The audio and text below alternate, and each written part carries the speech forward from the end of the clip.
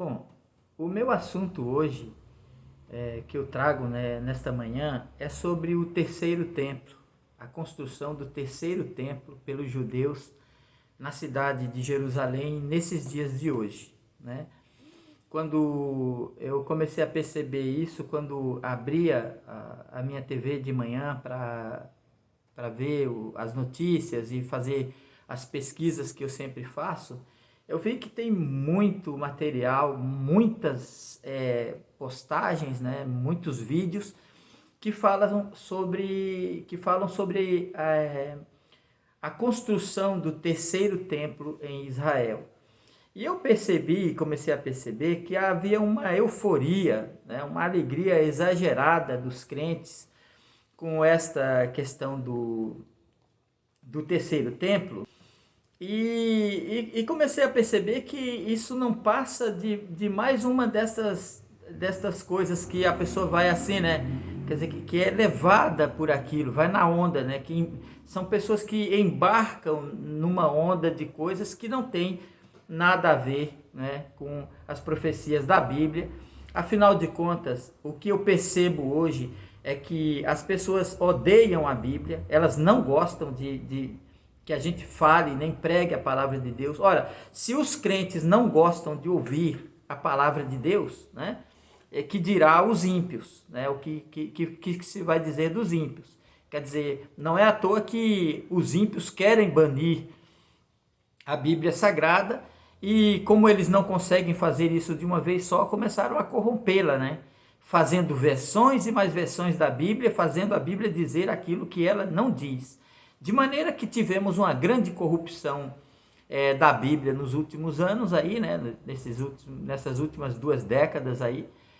E são versões da Bíblia para todos os gostos, para todas as religiões, para tudo quanto é tipo de coisa. E isso me fez lembrar, inclusive, de quando eu era criança, eu tinha adolescente, né, com 15, 16 anos, eu estudava a Bíblia. E quando eu começava a falar da Bíblia para alguém, muitas vezes alguém chegou a certa vez a me dizer assim, que a Bíblia é um livro muito cheio de coisa, que se ele quisesse, ele dizia para mim, se ele quisesse encontrar na Bíblia que pode roubar, ele encontrava. Se ele quisesse roubar, matar, fazer qualquer coisa mal e se apoiar na Bíblia, que ele encontraria apoio. Obviamente, eu disse assim, pensei comigo, é muita ignorância, né? Deus fala contra todas essas coisas.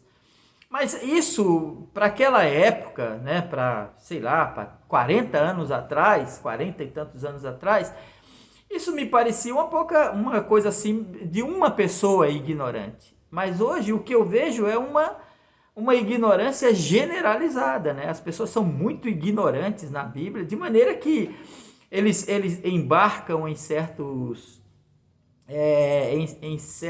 coisas, em certas doutrinas, como se fossem bíblicas, né? Porque eles simplesmente são biblicamente analfabetos, né? Ele não tem prazer em ler a Bíblia. Tanto é que quando eu penso em fazer um vídeo, né?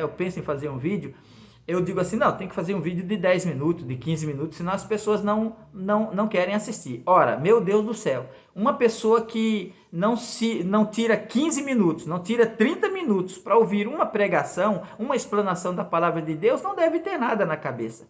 Quer dizer, o que ela tem na cabeça é o TikTok de 1 minuto, de 1 minuto e pouco, de 1 minuto, é isso que eles querem. Então a cabeça deles são vazias, né? Porque não estudam, não leem, não fazem nada, quer dizer, não tem nada. Eles são pessoas que por dentro dela parece que a cabeça é oca, né? Não tem nada, quer dizer, está cheia de coisas, cheia das imundícias do mundo, cheia dos conceitos mundanos, mas de Bíblia. A Bíblia diz assim que nós devemos ser cheios da palavra de Deus, né?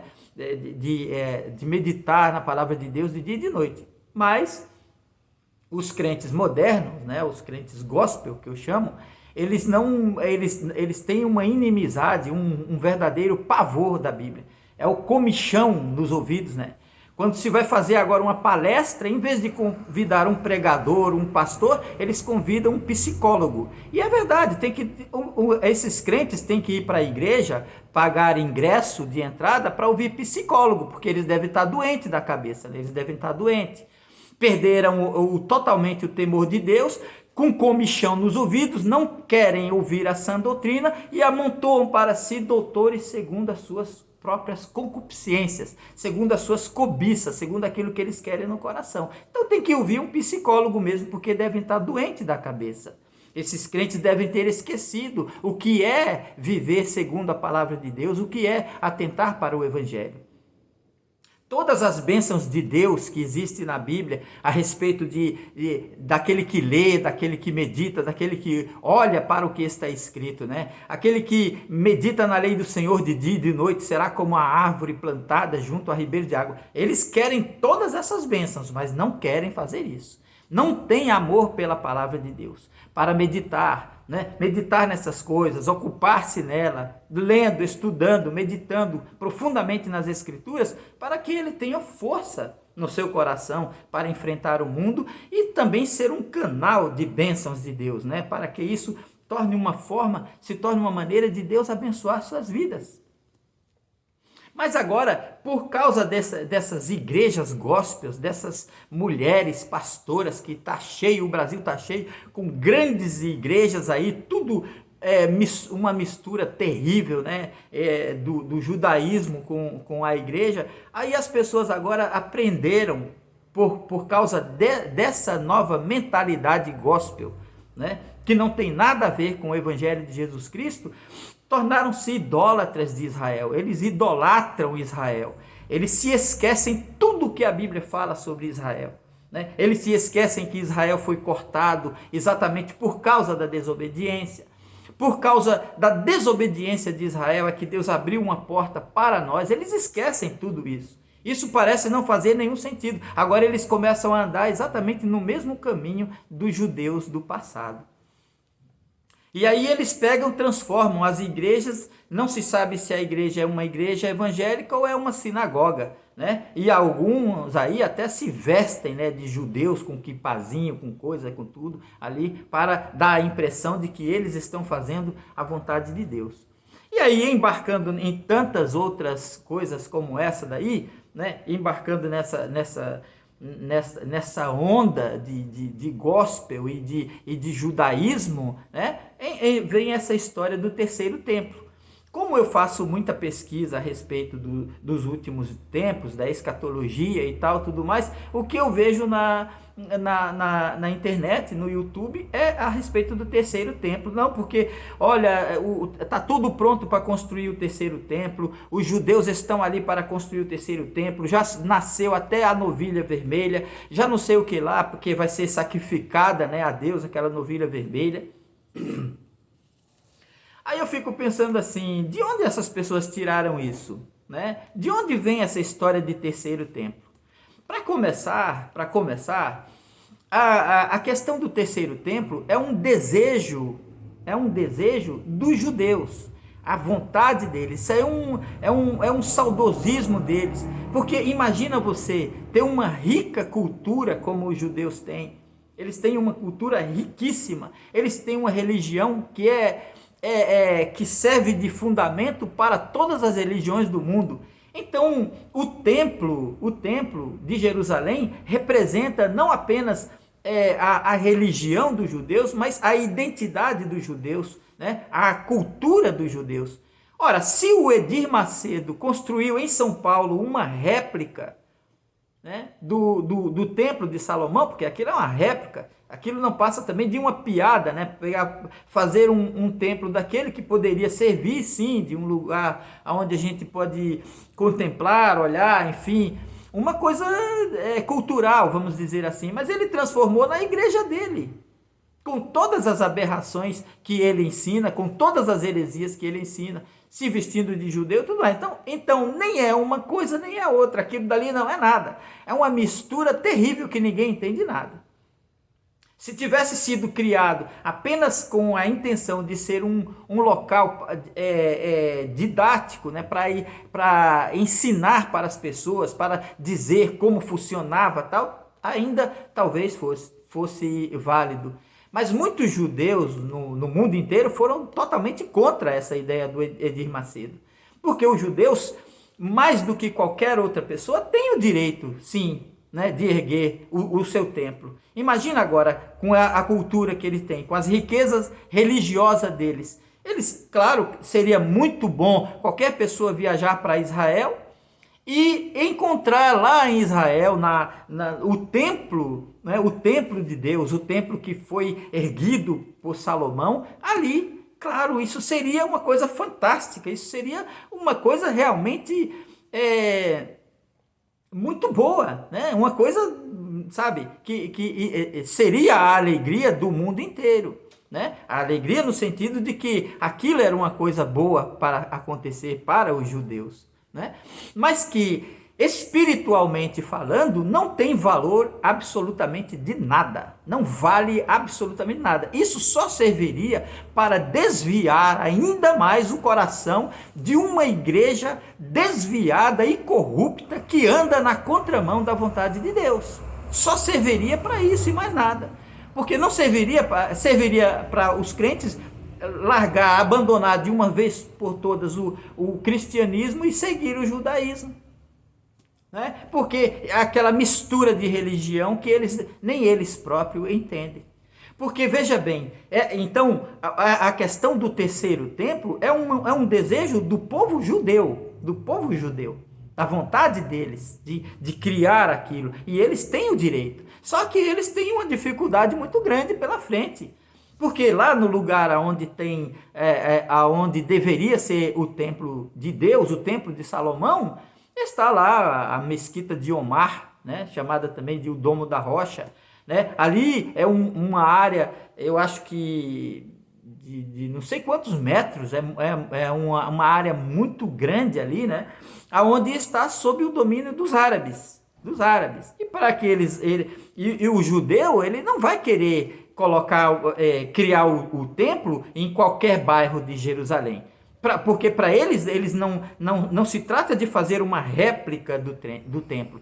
Para eles significa erguer o templo de Salomão como existia antigamente. Para eles o que vale é isso, o que eles querem é isso, né? Não se trata então de fazer uma réplica. Então não adianta você dizer para os judeus: por que tu não faz isso aqui lá no bairro tal, ou ali, ou mais afastado, ou por que não faz do lado dessa? Eles não querem, eles não querem réplica, eles querem o templo de Salomão, o templo que foi erguido por Salomão, que foi destruído pela Babilônia, que foi destruído nos anos 70 pelos romanos. Eles querem erguer aquele templo como sendo o terceiro templo.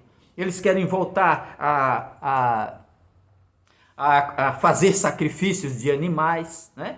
Uma coisa que, segundo o que a gente entende, não tem nada a ver com os crentes, não tem nada a ver com os cristãos.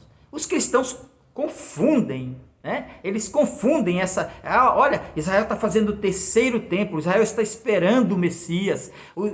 Então os crentes criam uma confusão nessa história de que Israel, os judeus, estão esperando o Messias. Mas eles voluntariamente, né, de livre e espontânea vontade, ignoram que o Messias dos judeus não é o nosso Jesus Cristo, não é o nosso amado Senhor e Salvador Jesus Cristo. Pergunte nas ruas de Jerusalém, nas ruas de Israel, a qualquer pessoa quem é Jesus. Você vai se surpreender. Os rabinos, os estudiosos, ainda dizem: bom, ele era um profeta, ele foi um profeta. Mas o povo na rua, a maioria diz assim: Jesus não era nada, Jesus era apenas um homem bom e nada mais. Então, os cristãos ficam nessa euforia, nessa alegria doentia, né, de que os judeus estão esperando o Messias, como se eles estivessem esperando a vinda de Jesus Cristo. Quem está esperando a vinda de Jesus Cristo sobre as nuvens do céu somos nós, os crentes. Os judeus não estão esperando a vinda de Jesus. O Messias dos judeus, não é Jesus Cristo, o Filho de Deus. O Messias dos judeus é um impostor. É um homem mundano que virá ali para enganar eles. Será enviado por Deus porque eles rejeitaram o Filho de Deus. Eles rejeitaram Jesus Cristo. O Messias dos judeus, o Messias que os judeus estão esperando, é um impostor. Nós estamos esperando Jesus Cristo, o Filho de Deus, que virá nas nuvens dos céus com poder e grande glória para governar e para fazer justiça sobre a terra. Nós esperamos a implementação do reino milenial de Jesus Cristo. Nós esperamos a vinda da nova Jerusalém sobre o novo céu e uma nova terra. Essas coisas são totalmente descartadas pelos judeus. Os judeus simplesmente não têm nada disso na cabeça. O que eles esperam é uma restauração de Israel como nação. Eles querem que Israel tome o lugar como hoje, que hoje é dos Estados Unidos, é da China. Eles querem simplesmente, a ideia dos judeus a respeito do Messias é uma coisa totalmente terrena. É uma coisa totalmente terrena, é uma coisa totalmente carnal, não tem nada a ver com o nosso Messias. O povo judeu não espera Jesus Cristo. O Messias dos judeus será um impostor, o filho do diabo, um filho da perdição que irá, sim, enganar eles. Porque eles rejeitaram a justiça de Deus, rejeitaram o Filho de Deus. E aí os gospels, embarcam nessa coisa de que não, eles estão esperando o Messias como se eles estivessem esperando a vinda de Jesus. Eles não têm nada disso na cabeça deles. Nada disso se passa pela cabeça deles, de Nova Jerusalém, de milênio, de vinda de Jesus Cristo, nada disso. Outra coisa, e tudo isso, num vídeo como esse, não dá para falar de todo esse assunto, né? Não dá para falar sobre o assunto do templo de Salomão, porque quando eles dizem, olha, você pode ver, por exemplo, assim, por que terceiro templo? Aí existem músicas, existem pregações, existem pessoas que pregam, que falam, que cantam. A glória da segunda casa será maior do que a primeira. A glória da segunda casa será maior. Aí aplicam essa glória da segunda casa, em qualquer situação da vida, em qualquer situação que ele tenha, quando na realidade aquilo se referia à glória do templo de Jerusalém. Então, rapidamente falando, quando Salomão construiu aquele templo, que era uma das obras mais suntuosas do mundo, uma obra riquíssima, impossível de ser imitada pela quantidade de ouro que existia naquela época, nem hoje, se quisessem usar todo o ouro que tinha naquele tempo, seria impossível, primeiro por causa de um risco muito grande que existiria no caso de ter tanto ouro num lugar só. Hoje as coisas não são desse jeito. E depois porque eu acho que nem há essa possibilidade, porque ouro é um metal muito precioso e difícil de encontrar na terra. Então, se os judeus tem ouro lá como estocado como Salomão tinha, eu não sei se eles têm lá preparado todo esse ouro, para fazer um templo como o de Salomão, eu simplesmente não sei. E se a ideia deles é fazer exatamente como era o templo de antigamente, também eu não sei. Porque nem o segundo templo, que não é chamado na Bíblia de segundo templo, a ignorância bíblica começa por aí. Nenhum lugar, apesar de toda a corrupção que houve nas escrituras nesses últimos anos, você pode procurar no livro de Ageu, no capítulo 2. Então você pode procurar em Ageu, no capítulo 2 e no versículo 9, apesar de toda essa corrupção que existiu nas escrituras, em nenhum lugar a palavra é segundo templo, segunda casa. Ela fala assim, Ageu, capítulo 2, versículo 9. A glória desta última casa será maior do que a da primeira, diz o Senhor dos Exércitos, e nesse lugar darei a paz, diz o Senhor dos Exércitos. Então, em nenhum lugar das Escrituras, em nenhuma tradução da Bíblia em português ou no original, você vai encontrar a glória da segunda casa, a glória do segundo templo. No máximo que eles vão dizer é a glória deste novo templo, na linguagem de hoje, a glória deste novo templo será maior do que a da primeira. Mas no original, Deus diz assim, a glória desta última casa será maior do que a da primeira. Por que Deus disse isso? Porque o primeiro templo tinha sido erguido por Salomão, foi destruído pelos babilônios, a invasão da Babilônia, e eles foram levados cativos para a Babilônia. 70 anos depois eles voltaram para a sua terra, e reconstruíram esse templo por ordem de Deus, porque Deus disse assim: eu estou com vocês, façam esse templo. Só que as condições que eles tinham naquela época já não eram mais as condições de Salomão. Então eles fizeram um templo menor, mais simples, né? Mas eles ergueram o templo no mesmo lugar do antigo, mas era um templo totalmente diferente, não tinha riqueza, não tinha a beleza, a suntuosidade do templo original, do primeiro templo. Então as pessoas, uns ficaram muito alegres porque tinham de volta o seu lugar de adoração, mas muitos choravam, muitos ficaram tristes, e ficaram tristes quando eles viram aquele templo. Eles disseram assim consigo: mas esse templo não chega nem aos pés do templo que era o templo de Salomão. Tanto é que Deus diz assim: quem há entre vós que, tendo ficado, viu esta casa na sua primeira glória? E como vedes agora? E como vocês estão vendo agora? Não é esta casa como nada em vossos olhos comparada com aquela? Quer dizer, o próprio Deus está dizendo: vocês não estão vendo essa casa aí, esse templo? Isso é como se fosse nada diante dos vossos olhos comparado àquela. Veja que o templo era bem inferior ao primeiro. Mas aí é onde Deus garante uma coisa. Deus diz assim: esforça-te, Zorobabel, faz esse templo, constrói, porque eu sou com vocês. Deus estava dando a ordem. Aí ele diz assim: porque a glória desta última casa será maior do que a da primeira, diz o Senhor dos Exércitos, e neste lugar darei a paz, diz o Senhor dos Exércitos. Então, para Deus, aquela era a última. Aquele templo que foi destruído no ano 70 em Jerusalém. Veja que o templo de Salomão, destruído pelos babilônios, ele foi erguido 70 anos depois, quando eles voltaram do cativeiro, embora não fosse com a mesma grandeza do primeiro templo, mas era o templo. E foi nesse templo. Por que Deus diz isso?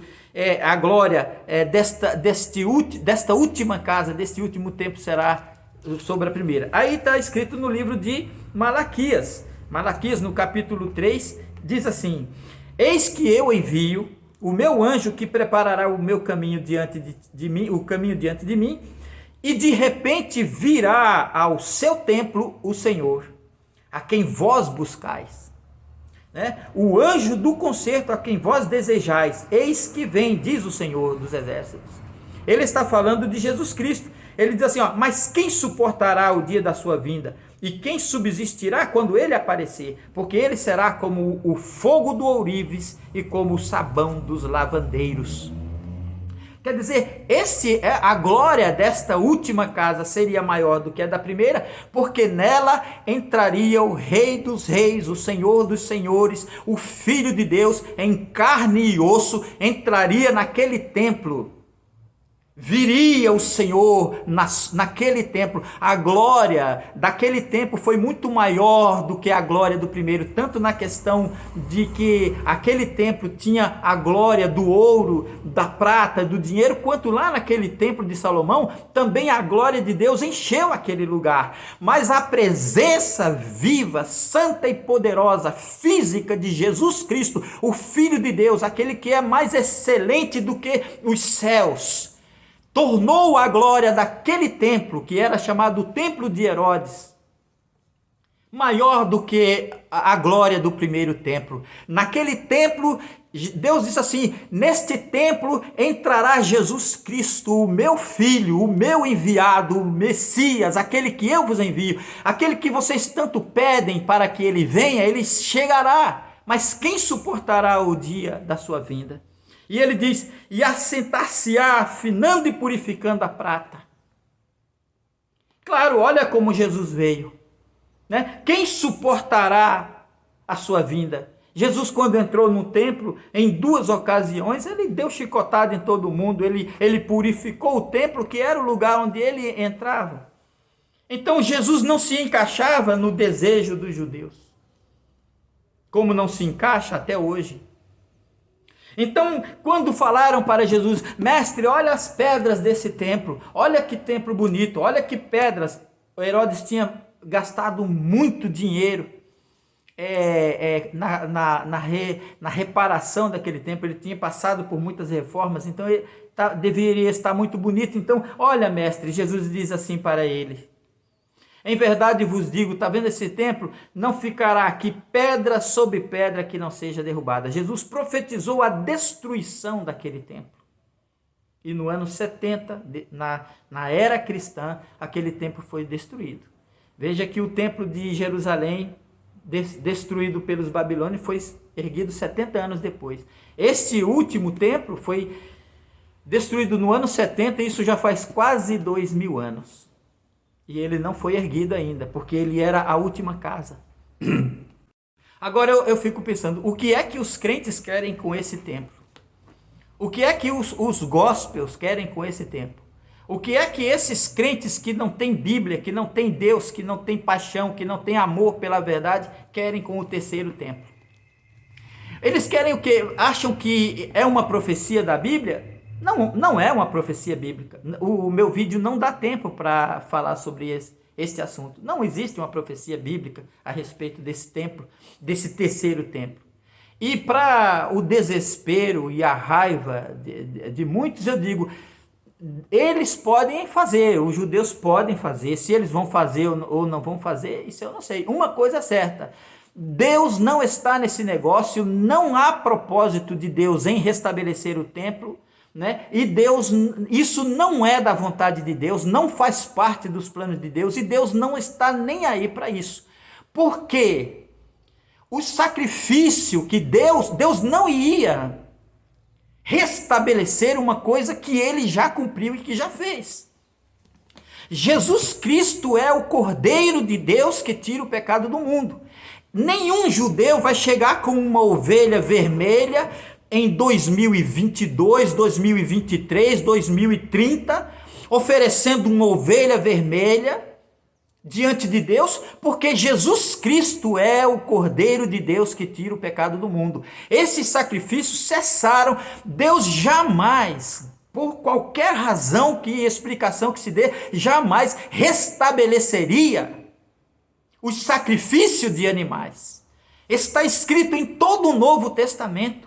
E o templo de Deus hoje, o templo naquele momento era Jesus Cristo, quando ele disse assim: derruba esse templo, e em 3 dias o reconstruirei. Era o templo dele. Ele disse assim: eu sou o templo. Ele é a nossa habitação. E por conseguinte, nós somos a habitação de Deus, porque a igreja é o templo de Deus. O povo é o templo de Deus. Aí alguém quer falar a respeito de que não, mas o anticristo vai entrar. Olha, esse assunto é muito longo.